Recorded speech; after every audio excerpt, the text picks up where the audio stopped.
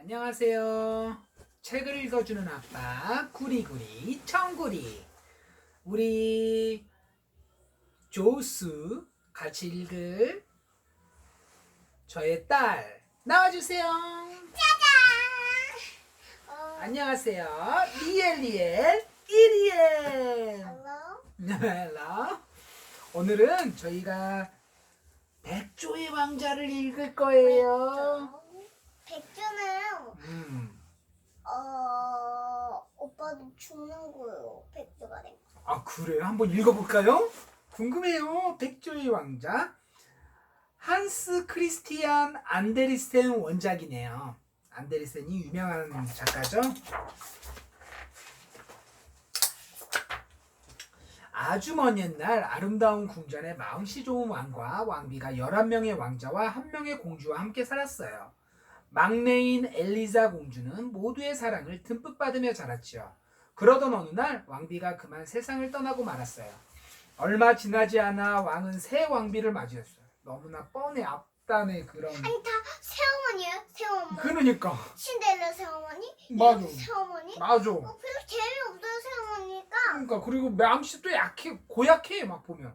새 왕비. 그러니까 구악하니까 너무 시끌벅적하고 너무 무서워요. 거기다 들어보세요. 새 왕비는 아이들을 몹시 싫어하는 무서운 마녀였어요. 날마다 왕에게 왕자들과 공주를 헐뜯으며 말했지요. 결국 왕은 새 왕비의 말만 믿게 되었죠. 아버지도 좀 이상한 것 같아. 아버지 왕도, 그지?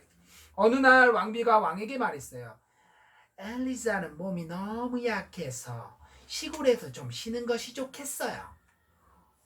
왕비는 왕의 허락을 얻어내어 엘리자를 어느 시골 농부의 집으로 쫓아냈어요. 이제 너는 궁전 밖으로 나가서 살도록 해라. 공주는 흐느껴 울며 궁전을 떠났어요. 이제 왕자들만 없으면 되겠군. 이거 마녀야? 마녀 새 왕비. 새 왕비는 왕자들에게 마법을 걸었어요. 말 못하는 새가 되어 멀리 나가 버려라. 백조가 된 왕자들은 슬피 울며 궁전을 떠났어요. 그리고는 엘리자가 사는 머나먼 시골까지 날아가서 한참 동안 슬픈 눈으로 엘리자를 바라보았어요. 그리고 다시 하늘 높이 날아갔지요. 어느덧 엘리자는 15살이 되었어요. 엘리자는 아버지와 오빠들이 그리워 궁전을 찾아갔어요. 하지만 왕자들은 이미 못된 왕비에게 쫓겨나고 없었지요. 마음씨 고약한 새 왕비는 엘리자에게 또 심술을 부렸어요. 이 못된 왕비. 어떻게 하지? 그러니까 엘리자의 온몸에 호두즙을 발라 피부를 검게 만들고 아름다운 얼굴에는 냄새나는 썩은 기름을 발라 놓았대. 또 고운 머리카락을 잘라 헝클어 놓았죠. 왕은 엘리자의 모습을 보고 깜짝 놀랐어요.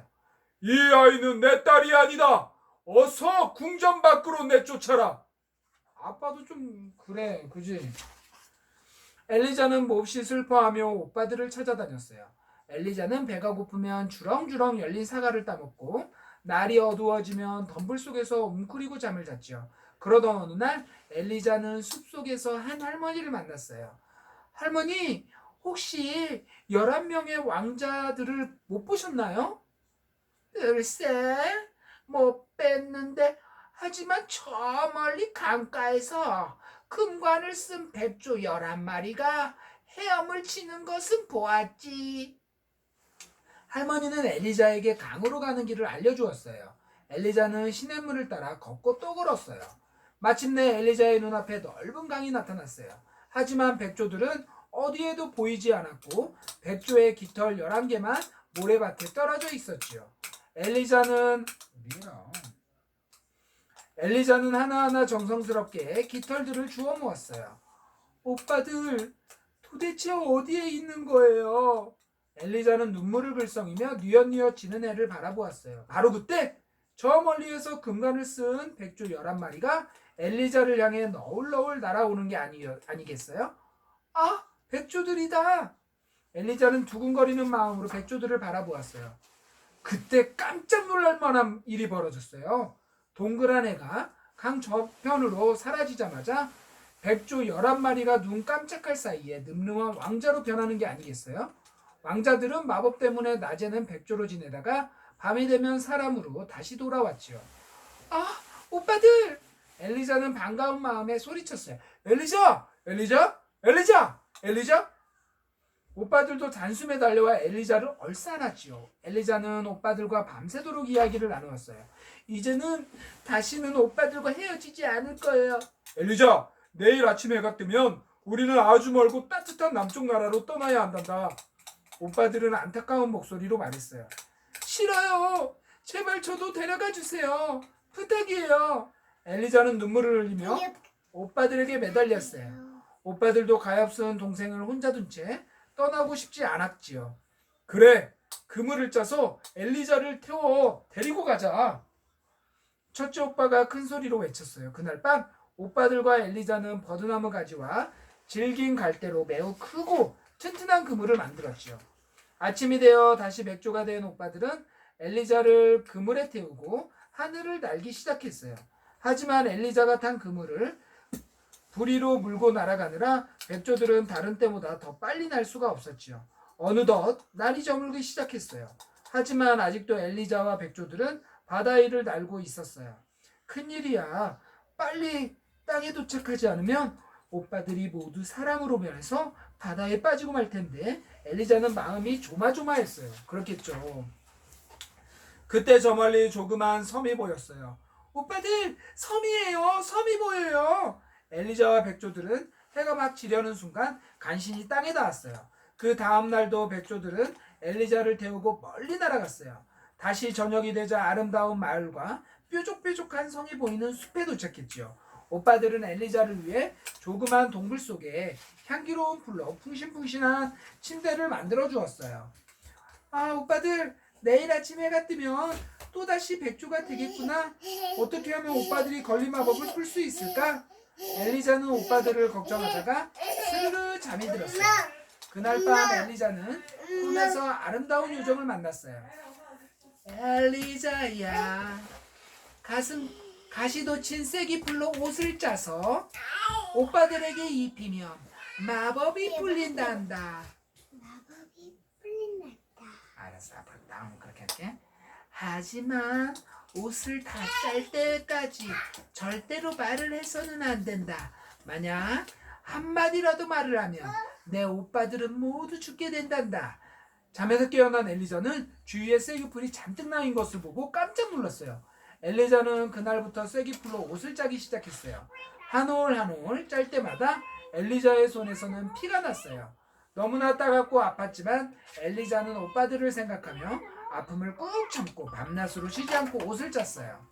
그러던 어느 날 숲속 어디선가 뿔피리 소리가 들려왔어요. 이웃나라 왕자가 신하들과 함께 사냥을 나온 거예요. 왕자는 숲속에 있는 엘리자를 보고 한눈에 반해버렸어요.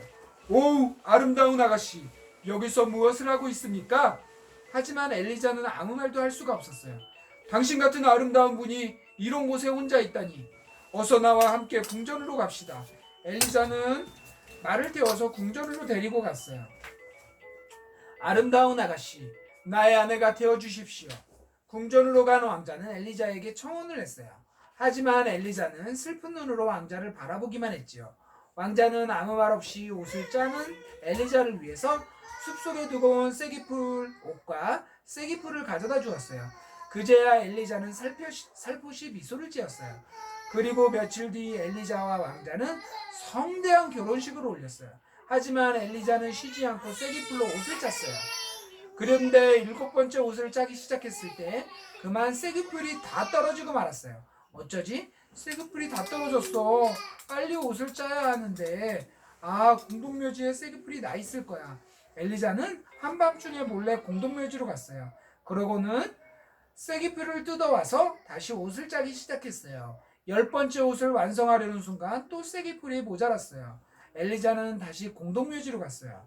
그런데 그만 한 신하가 그 모습을 보고 말았으며, 공주님이 한밤중에 공동묘지로 가는 것을 보았습니다. 공주님은 나쁜 마녀가 틀림없습니다. 엘리자의 뒤를 따라 공동묘지로 간 왕자는 깜짝 놀랐어요. 아니, 정말로 공주가 마녀란 말인가? 다음날 왕자는 엘리자를 감옥에 가두라고 명령했어요. 하지만 엘리자를 가엾게 여긴 왕자는 그동안 짠 쐐기풀 올들과 쐐기풀 더미를 감옥에 함께 넣어주었죠. 엘리자는 아무 말 못한 채 감옥에서도 부지런히 옷을 짰어요. 마지막 11번째 옷을 완성할 즈음 엘리자는 재판을 받게 되었어요. 재판장으로 가는 마차 안에서도 엘리자는 묵묵히 옷을 짰어요. 저 이상한 쐐기풀 옷은 뭐지? 저 나쁜 마녀의 옷을 빼앗아버리자. 구경하던 사람들이 엘리자가 탄 마차로 우르르 달려들었어요. 바로 그때 하얀 백조 11마리가 날아와 마차를 둘러쌌어요. 엘리자는 재빨리 11발의 쐐기풀 옷을 왜? 던졌어요? 백조들에게 던졌어요. 옷을 입은 백조들은 눈 깜짝할 사이에 멋진 왕자로 변했어요. 막내 왕자만이 완성하지 못한 11번째 옷 때문에 한쪽 팔에 백조의 날개를 달고 있었죠. 왕자님, 저는 마녀가 아니에요. 그리고 엘리자는 그동안의 일들을 모두 왕자에게 이야기했어요. 왕자는 엘리자의 손을 꼭 잡으며 활짝 웃었어요. 11명의 왕자도 기쁨의 눈물을 흘렸죠. 왕자님 만세! 공주님 만세! 그제서야 신하와 백성들은 기쁨의 함성을 질렀어요. 드디어 엘리자는 왕자와 오빠들과 함께 행복하게 살았답니다. 오늘 또 읽었습니다. 백조 왕자. 근데요, 봐요. 처음에는 이렇게 깨끗하고 예쁜 옷이었는데 이상 끝. 구독 좋아요. 얘기해주려고 했다가 끝나버려.